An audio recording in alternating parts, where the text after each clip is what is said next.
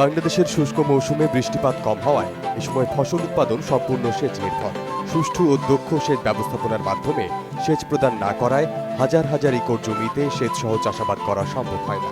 গভীর নলকূপের সাহায্যে ভূগর্ভস্থ পানি ব্যবহার করে সেচ প্রদান একটি উত্তম পন্থা। বাংলাদেশের ক্রমবর্ধমান জনসংখ্যার খাদ্য চাহিদা মেটাতে এবং সাশ্রয়ী খরচে খাদ্য উৎপাদন বৃদ্ধির লক্ষ্যে বাংলাদেশের কৃষি উন্নয়নে ডিজিটালাইজেশন এবং আধুনিক তথ্য প্রযুক্তির ব্যবহার অপরিহার্য হয়ে পড়েছে। তৎপ্রেক্ষিতে পূর্বের কাঁচা সেচ নালা ও অদক্ষ সেচ ব্যবস্থাপনার পরিবর্তে বিএডিসির গভীর নলকূপে প্রিপেড মিটার স্থাপন পূর্বক ডিজিটাল পদ্ধতিতে ক্ষুদ্র সেচ কার্যক্রম পরিচালনা, মনিটরিং ও তথ্য সংগ্রহের কাজ বাস্তবায়ন করা হচ্ছে। এই সেচ ব্যবস্থাপনায় গভীর নলকূপের কৃষক প্রতি একটি করে প্রিপেড কার্ড বরাদ্দ দেওয়া হচ্ছে। মাঠ পর্যায়ের জোন রিজিয়ন দপ্তরে স্থাপিত ভেন্ডিং স্টেশন হতে ডিলার অথবা বিএডিসির প্রতিনিধি মোবাইল ভেন্ডিং ইউনিটে টাকা চার্জ করবেন। মোবাইল ভেন্ডিং ইউনিটে ডিলার অথবা বিএডিসির প্রতিনিধির নিকট হতে কৃষকগণ তাদের বরাদ্দকৃত প্রিপেড কার্ডে সেচ চার্জের টাকা রিচার্জ করে নিতে পারবেন। কৃষকরা তাদের প্রয়োজন অনুসারে চার্জ করা প্রিপেড কার্ডটি প্রিপেড মিটারের নির্ধারিত স্থানে প্রবেশ করালেই স্বয়ংক্রিয়ভাবে গণকূপ চালু হবে।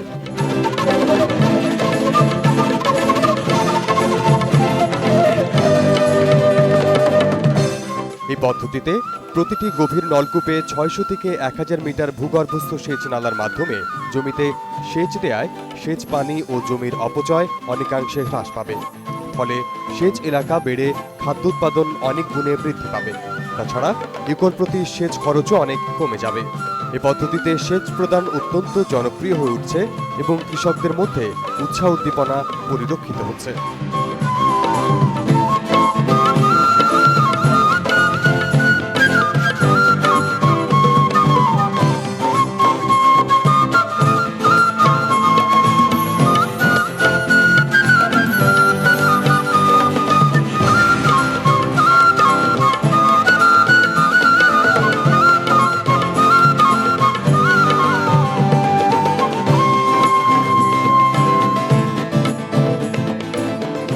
জমিতে সেচ দেওয়ার পর প্রিপেড কার্ডটি বের করে নিলে কিংবা চার্জকৃত টাকা শেষ হলে স্বয়ংক্রিয়ভাবে গণকূপটি বন্ধ হবে।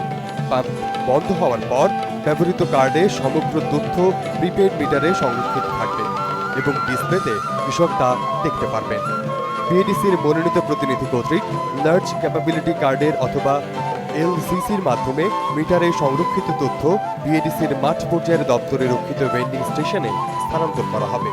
ভেন্ডিং স্টেশন হতে গণকূপ নং ও গণকূপ অবস্থান, স্কিমের নাম, ব্যবহারকারী নাম, ব্যবহৃত সময়, খরচকৃত অর্থ ইত্যাদি তথ্য এসএমএস এর মাধ্যমে ঢাকাস্থ সেচ ভবনে স্থাপিত রেডিও ফ্রিকোয়েন্সি নেটওয়ার্ক সংযোগ টাওয়ারের সাহায্যে ডিজিটাল সার্ভার স্টেশনে প্রেরণ করা হচ্ছে।